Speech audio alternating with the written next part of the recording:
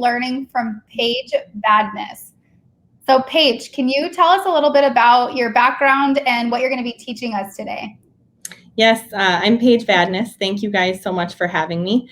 Super excited for this new episode that you guys are doing and to follow along. I'm based in Minnesota. I'm licensed with RE/MAX results, and 2020 I had a super successful year. I'm sorry. Okay. It didn't record, and I don't know why. I'm not going full. Okay. I think that stopped it. Okay. That was a good practice. Okay. Right. This is for an error. Record. Hey, you guys, I'm Kristen Cantrell. And I'm Angela Fazio, and this is an offshoot of Moms in Real Estate called Girl, Educate Yourself. And today, you guys, we're going to be learning from Paige Vadnais from Minnesota, and we're so excited to hear all the value that she's going to provide for us. So, hey, Paige. How's it going? Good. Thank you so much for having me. My name's Paige Vadnais. I am based out in the Twin Cities, Minnesota, licensed with RE/MAX results. And I had a successful year in real estate last year. I did just over 10 million in sales. And I've got 2 little ones at home that helped me get there. That's awesome. Yeah, and all of us know it is so hard to be a working mom and to run a successful business with little kids at home. So tell us, how did you do it? Yeah, it's as us moms know that every day is different and the kids kind of get to decide a little bit. But I think that one thing that's really helped me in my business is managing my time and being able to figure out your weak points. So for example, my weak spot is mornings. Mornings are very hectic for us. So being able to get up 30 minutes earlier, and whatever that looks like for you, setting out backpacks and water bottles and all those things that prevent the where's this, where's that, and getting you out the door. I know that when I have a super hectic morning that it kind of pans out the rest of my day. So setting my morning up for success has a huge play for what the rest of the day looks like. That is such a good point, because I heard, I don't know, probably like last year, the year before, to do exactly that. And I still don't do that. But every morning I'm like, why didn't I do this last night? Right. It is so chaotic getting out of the house every day. Yeah, I think that I know there's lots of books and speakers that talk about a strong morning routine, but I cannot stress it enough. If my morning goes haywire, then I can't seem to get myself together for several hours. So true. Right. You have a good morning routine. You get yourself organized. That's a great tip. Yep. Yeah. Another thing is, it's like running a successful business in real estate says it right there, is you're always running. So being able to manage right down to that minute is gold. Again, another thing that's been really great for me is asking for help when it's needed. So being able to look at your day and say, what can somebody else do that they can do it just as good as I can, and it's going to pull away from getting me out there to do my real estate, and let someone else do that other task that they're able to help you with. Give us some examples of that, because I know that everyone in theory says that's a great idea, but practically applying that to your day is hard. So tell us some examples of some things that you might delegate, and to who. Yeah. A huge person in my day is definitely our transaction coordinator. So being able to reach out to her, as simple as like helping with a form. If I'm on the road and I'm showing houses and I'm doing listing appointments and I'm just away from my computer, but being able to it's a simple phone call to call her, hey, can you get this form out? And it can so I can get my on the road tasks done. I can pick up the kids, and I don't have to worry about picking up the computer when I've got the kids. I don't know about anybody else's kids, but I hear a lot like, oh, you're always on the phone. And it's so hard to explain to them, like, this is my job, so being able to, that's another thing, unplug. That's been a tough one for me. It's like early on in the business, you're going to miss some soccer games or some dance competitions, and you're not going to be able to make it all. You have to hit the road running for sure, and be willing to give up some things, and let grandma and grandpa or dad take them, and you got to get those open houses, and you got to grind to build that the referral based business and get your name out there, but being able to delegate and get other tasks to people while also giving that attention and unplugging at home, I think is super important. So I think that's one thing, is my transaction coordinator all day long can do things like that I can't on the road. Yeah, I feel like unplugging so important, and sometimes I'll just like literally turn my ringer off, flip my phone upside down when I get home, and I'm like, until we're done with dinner time, like I'm not looking at this again, because otherwise, if my phone just dings, dings, dings, dings, I start like to feel myself like Anxiety. tighten. I'm like, oh my gosh, who's texting me? What do they want? What's going on? Exactly. And so I definitely like turn it on silent and flip it over whenever I remember. When you go back to that statement about sometimes you're going to miss a soccer game or whatever, I think too many women put undue pressure on themselves that they have to be at every single little thing, or their children are going to be scarred for life, which is just not true. Yeah. It's not true. It's not even healthy to put that expectation on yourself if you've got all these activities going on. Yeah.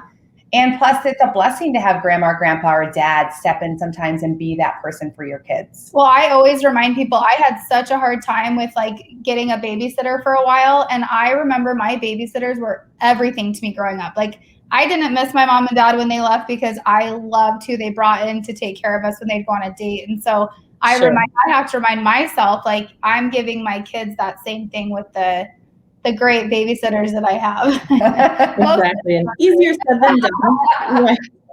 Easier said than done for sure. You know, being able to miss the soccer games, there's definitely times where I try to do it all. And sometimes we can, super moms, we can do it all.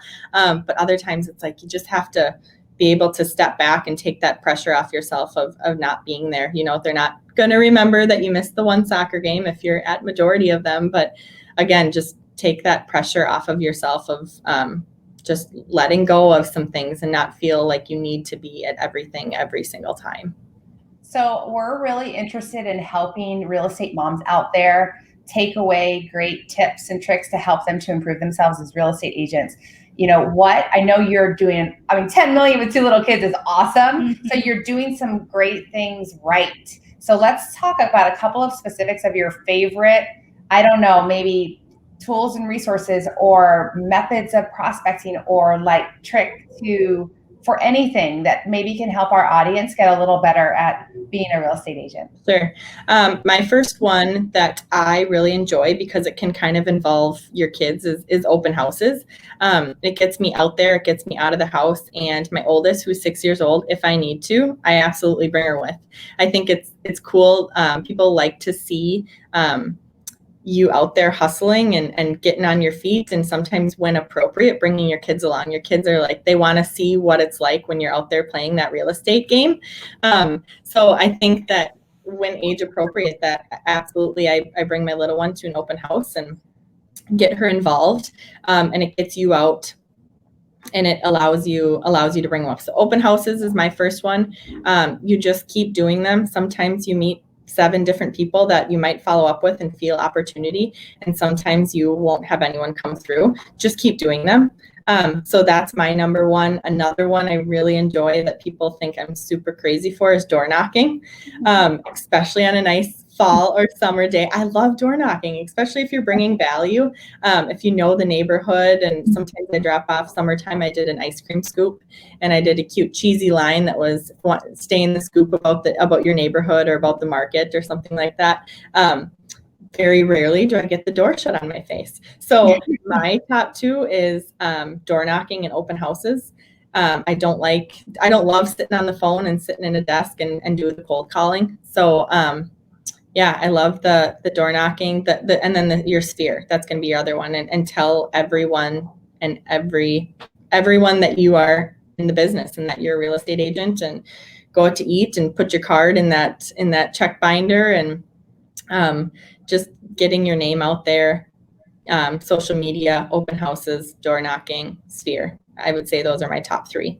And picking 3 of them and doing them well instead of getting your hands in too many baskets.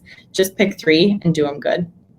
You know, it's so interesting. You are way younger than me. I've been in real estate for 20 years and it was my second career. And what are the 3 most successful methods that I had? And one year, my husband and I sold 40 million in real estate: open houses, door knocking, and our sphere. Yeah, and our sphere, we had no sphere when we started, and we built it through prospecting. So I love that you just said that, because there are so many people out there that say, oh, that doesn't work anymore.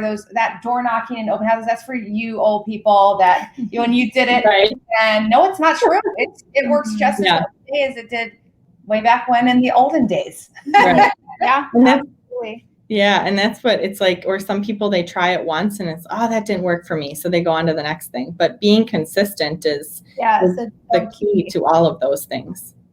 Yep, absolutely. We spent a lot of time together. So tell me about, I know that you said that your 6-year-old girl just started kindergarten. Yes. And obviously your 2-year-old has not. So No. what's a typical day like? Like, how do you shuffle one thing to another? Yeah, typical day. That's a hard one in real estate, right? Yeah. So kind of. Give me an example. Yeah, 6-year-old, she goes to kindergarten 5 days a week, and we're lucky that dad's first responder. He's a firefighter paramedic out in the city of Burnsville.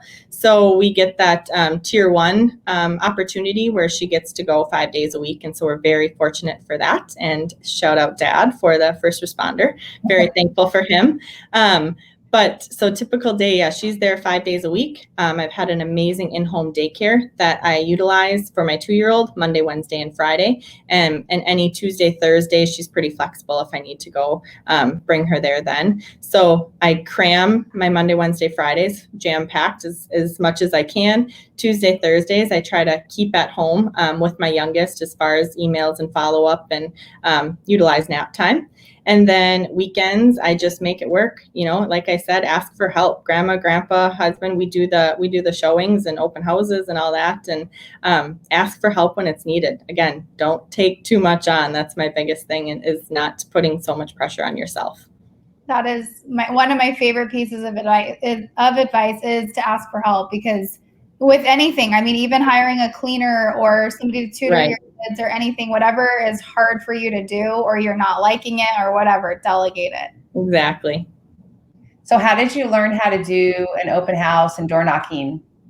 I reached out to another agent for open houses. I shadowed him a couple times, took some notes, and twisted it to make it what I like and make my own. So I don't think that anybody's reinventing the wheel. It's all about using that wheel that's already there and tweaking it to make what works for you. So shadowed a couple times, and then I just kept doing them. I still do them. I want to get back into them since COVID. I've kind of put the brakes on, and it's hard to get back into it once you've stopped. But I shadowed a few times, and then the more you do it, the better you get. Your dialogue, it just feels more natural for you and the people coming through the door. They can definitely feel that.